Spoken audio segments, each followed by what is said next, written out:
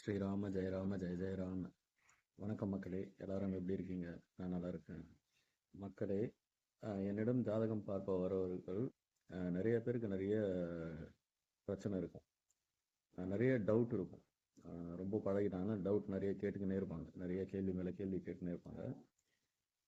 அவங்களுக்கு ஒரு நபருக்கு வந்து ஒரு விஷயத்த சொல்லி முடிக்கும் போது அங்கே வந்து எது பிரதானமாக நிற்கும் அப்படின்னு பார்த்தீங்கன்னா கர்ம வினை தான் வந்து பிரதானமாக நிற்கிது. ஒருத்தருக்கு ஒரு விதமான கர்ம வினை, ஊழ்வினை அப்படின்னு சொல்லுவாங்க. இது வந்து ரொம்ப பயப்படுற விஷயம் கிடையாது, அதாவது பயமுறுத்துறதுக்காக சொல்கிற விஷயம் கிடையாது. ஆனால் அனுபவிக்கிறவங்களுக்கு இது தெரியுது. இப்போ வந்து அது அது அந்த பீரியடு, ஒரு கஷ்டம் பீரியட் வந்து நடக்காத ஒரு நபருக்கு போய் இதை நம்ம சொன்னால் அவங்க இதை ஒத்துக்க மாட்டாங்க. பட் வந்து கஷ்டப்பட்டவங்க அவங்க வந்து நம்ம கிட்ட பேசும்போது பார்த்தீங்கன்னா நம்ம ஒரு விஷயத்துக்கு எக்ஸ்பிளனேஷன் கொடுக்கறதோட அவங்க பாதிக்கப்பட்டாங்க பாருங்க, அதனுடைய பலன் வந்து ரொம்ப அதிகமாக இருக்கும். அவங்க சொல்கிறது வந்து கேட்கும்போது நம்மளுக்கு கண்ணு கலங்கும், இந்த மாதிரி இருக்கும் அவங்க படுற கஷ்டங்கள். அதுக்கு என்னெல்லாம் நம்ம தீர்வு காணலாம், அந்த தீர்வுக்கு முன்னாடி வந்து அது எப்படியெல்லாம் செயல்படுது அப்படின்றத பார்ப்போம். கர்மவினை என்றால் என்ன? கர்ம வினை என்பது ஒருவரின் முற்பிறவியில் அல்லது இந்த பிறவியில் செய்த செயலுக்கு விளைவாகும். அதுதான், அதாவது ஆக்ஷன், செயல். இதுக்கு ஒரு ரிசல்ட் இருக்கு இல்லைங்களா, அதுதான் வந்து கர்ம வினை. அதாவது அது நல்ல செயலாக இருந்தால் நல்ல விதமான பலன் கொடுக்கும், கெட்ட செயலாக இருந்தால் தீய செயலாக இருந்தால் அதுக்கு உண்டான பலன் அனுபவிச்சே தீரணும். எதுவாக இருந்தாலும் அனுபவிச்சே தீரணும், நல்லதுக்கு நல்லது, கெட்டதுக்கு கெட்டது. ஸோ வந்து ஒவ்வொரு செயலுக்கும் ஒரு ஒரு விளைவு உண்டு. அந்த விளைவுகளின் ஒட்டுமொத்த தொகுப்பு தான் இந்த கர்ம வினை என்று சொல்லப்படும். கர்ம வினைகள் வந்து 3 வகைப்படும். அதில் வந்து ஃபர்ஸ்ட் ஒன் சஞ்சித கர்மா. இது எப்படி அப்படின்னா, முற்பிறவிகளில் நாம் செய்த செயல்களின் மொத்த தொகுப்பு இது. எதிர்கால வாழ்க்கைக்கு தீர்மானிக்கிறது இதுதான். 2வது பிராப்த கர்மா. இந்த வாழ்வில் நாம் அனுபவிக்கும் வேண்டிய கர்மத்தின் ஒரு பகுதி. இது நம்ம வாழ்க்கைக்கு ஆரோக்கியம், செல்வம் போன்ற தீர்மானிக்கிறதெல்லாம் இதை வச்சு தான் தீர்மானிக்க முடியும். 3வது வந்து ஆகமிய கர்மா. இந்த வாழ்வில் நாம் செய்யும் புதிய செயல்களின் விளைவுகள். இதுக்கு முந்தைய இருந்த கர்ம வினைகளால் செயல்படுற செயல் இல்லாத இப்போ செய்யக்கூடிய செயல் தான் இந்த ஆகமிய கர்மா. இந்த 3 விஷயம்தான் கர்ம வினை. சரி, ஓகே. கர்ம வினையால் ஏற்படும் பிரச்சனைகள், பாதிப்புகள் என்னெல்லாம் அப்படின்னு பார்த்தீங்கன்னா, திருமணம் மற்றும் குழந்தை பாக்கியத்தில் தாமதம் 1. 2வது வேலை மற்றும் தொழிலில் முன்னேற்றமின்மை. 3வது நிதி பிரச்சனைகள் மற்றும் கடன் தொல்லைகள். 4வது தொடர் உடல் நல குறைபாடுகள். 5வது குடும்பத்தில் அமைதியின்மை. கர்ம வினைக்கான எளிய பரிகாரங்கள். ஆனால் வந்து ஒரு விஷயம் என்னன்னா, கர்ம வினையை முற்றிலுமாக அழிப்பது கடினம். அதன் தாக்கத்தை கொஞ்சம் குறைச்சிக்கலாம். வாழ்க்கையை மேம்படுத்த சில எளிய பரிகாரங்கள் மூலயமா அதனுடைய தாக்கத்தை சிறிதளவு குறைத்துக் கொள்ளலாம். முதல், தானம், உணவு தானம். ஏழைகளுக்கு, பசியோடு இருப்பவர்களுக்கும் உணவு அளிப்பது மிகப்பெரிய புண்ணியம். 2வது வஸ்திர தானம், துணி தானம். வசதியற்றவர்களுக்கு உடை மற்றும் போர்வைகள் வாங்கி கொடுப்பது. கிளைமேட்டுக்கு ஏற்ற மாதிரி கம்பளி இதெல்லாம் வாங்கி கொடுக்கலாம், கொடை இதெல்லாம் செய்யலாம். 3வது பணமே தானமாக கொடுக்குறது. இது ரொம்ப பெரிய விஷயம் ஆக்சுவலாக. இது உங்களால் முடிந்த பணத்தை ஏழை மாணவர்களுக்கு கல்விக்கோ அல்லது பெரியவர்களுக்கு மருத்துவ செலவுக்கோ பணம் கொடுத்து உதவினால் இருக்கப்பட்டவர்கள் அவங்களுடைய பெரும் பிரச்சனை தீரும்.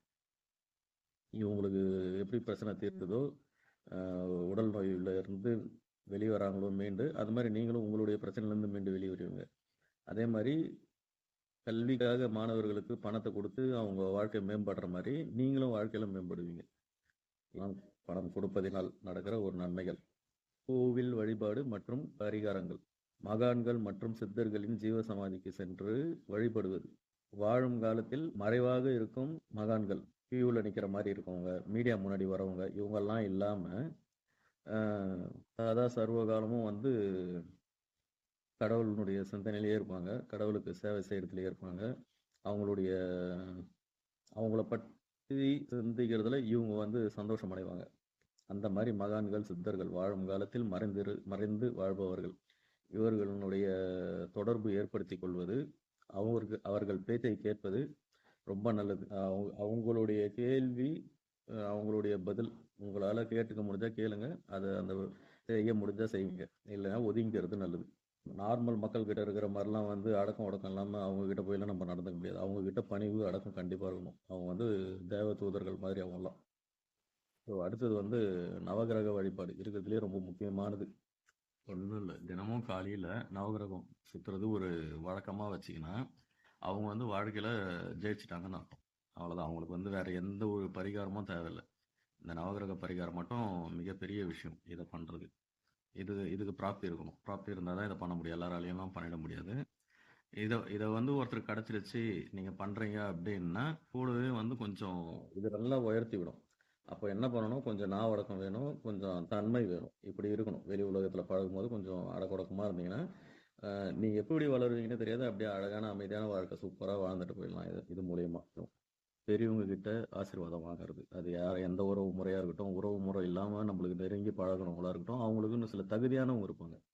ஒரு ஆன்மீக ரீதியா கொஞ்சம் அதாவது அவங்க ஒரு தினமும் கோயிலுக்கு போயிட்டு வர்றது, அவங்களால யாருக்கும் தொல்லை இல்லாம இருக்கிறது, அவங்க நல்ல வாழ்க்கை வாழ்ந்திருக்கிறது. இந்த மாதிரி பெரியவர்கள் செலக்டடா இவங்கள மாரி ஆளுங்கிட்டலாம் வந்து அது சொந்தத்துல இருந்தாலும் சரி, சொந்தத்துல இல்லாம வெளி வட்டாரத்துல பழக்கத்துல இருந்தாலும் சரி, அவங்க கிட்ட ஆசீர்வாதம் வாங்கிக்கிறது. இதெல்லாம் வந்து ஒரு நல்ல ஒரு விஷயம். இது பரிகாரமான்னு கேட்டா, இதுவும் கண்டிப்பா பரிகாரம் தான். இத சொல்றேன் இல்லைங்களா? இது பிரபஞ்சம் பார்த்துக்கினே இருக்கும். இதுக்கு உண்டான செயல் நம்மளுக்கு ரிசல்ட். எதிர் செயல் நம்மளுக்கு கிடைக்கும். நம்ம என்ன பண்றோமோ, அது அப்படியே நம்மளுக்கு திருப்பி நடக்கும். ஸோ நல்லது பண்றோன்றதுனால நம்மளுக்கு நல்லதே நடக்கும்.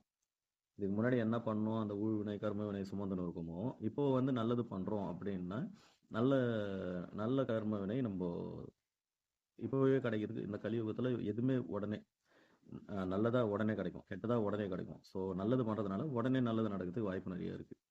கடைசியாக பகவானிடத்தில் தொடர் பிரார்த்தனை வைத்தல். தினமும் காலையிலையும் மாலையிலையும் இறைவனிடம் மனமுருகி பிரார்த்தனை செய்து மன அமைதியையும் நல்ல எண்ணங்களையும் கொண்டு நாம் வாழ்வில் முன்னேற்றம் அடையலாம். இதெல்லாம் வந்து ஒரு சின்ன சின்ன எளிய பரிகாரம் தான். இதை செஞ்சீங்கன்னா வாழ்க்கை ரொம்ப சூப்பராக ஸ்மூத்தாக மூவ் ஆகுது. ரொம்ப பெருசாக போகிறோமோ இல்லையோ, அந்த பிரச்சனை இல்லாமல் இருந்தாலே ஸ்மூத்தாக போகும். இந்த மாதிரி ஒரு விஷயம் நம்ம ப்ராக்டிஸ் பண்ணும்போது தெரியும். அனுதினமும் நம்ம உடம்புலையும் நம்ம மனசுலையும் ஒரு புத்துணர்ச்சி இருக்கும். கடைசியாக பகவத்கீதையில் ஒரு ஸ்லோகம். கர்ம வினையை பற்றி பகவான் ஸ்ரீகிருஷ்ணர் என்ன சொல்லியிருக்கிறாரு அப்படின்றத ஒரு ஸ்லோகத்தில் சொல்லியிருக்கு. அதனுடைய உட்பொருள் சொல்கிறேன். உனக்கு கர்மாக்களை செய்வதில் மட்டுமே அதிகாரம் உள்ளது, அதன் பலன்களில் இல்லை. நீ உன்னுடைய செயல்களின் பலனுக்கு காரணமாக இருக்காதே. அதேபோல் செயல்களை செய்யாமல் இருப்பதிலும் பற்றுக்கொள்ளாதே. என்ன சொல்ல வர்றாரு அப்படின்னா, உனக்கு ஒரு டியூட்டி கொடுத்தா, அது எந்த ஒரு டியூட்டியாக இருக்கட்டும், காலையில் எழுந்துக்கிறதுலேருந்து நைட்டு தூங்குற வரையும் எந்த ஒரு செயலாக இருக்கட்டும், அந்த செயல் செய்கிறதுக்கு மட்டும்தான் உனக்கு அதிகாரம் இருக்குது. அந்த செயல் செஞ்சுட்டு அதுக்கு உண்டான ரிசல்ட் நீ எதிர்பார்க்குற அப்படின்னா அதுக்கு உண்டான அதிகாரம் உனக்கு இல்லை. நீ செய்கிற செயலுக்கு நீ காரணமாக இருக்காது, அதுக்கு பலனை எதிர்பார்க்காது. அதை நீ தான் செஞ்ச அப்படின்ற ஒரு காரணத்தை நீ எடுத்து முன் வச்சனா, அது நடக்குதோ நடக்கலையோ, இல்லை அதுக்கு உண்டான பின் விளைவுகள் உன் மனசை பாதிக்கும். நல்லது நடந்தால் சந்தோஷப்படுற மாதிரி, கெட்டது நடந்துடுச்சு, உனக்கு நீ செஞ்ச விஷயத்தில் உனக்கு ரிசல்ட் கிடைக்கல அப்படின்னா உன் மனம் வருத்தப்படும். அதனால் அதை நீ ஜஸ்ட் அந்த ரோலை ப்ளே பண்ணணுமே தவிர அந்த ரோலுக்கு உண்டான ரிசல்ட் எதிர்பார்க்கக்கூடாது. அப்படி இருந்த அப்படின்னா சந்தோஷமாக இருக்கலாம்.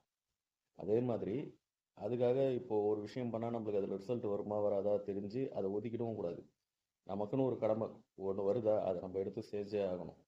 ரிசல்ட் எதிர்பார்க்கக்கூடாது. அதுக்காக அந்த வேலையை செய்யாமல் இருக்கக்கூடாது. ஐயோ ரிசல்ட் இப்படி வந்துருமா அப்படின்ட்டு அந்த வேலையை வந்து செய்யாமல் விட்டுடக்கூடாது.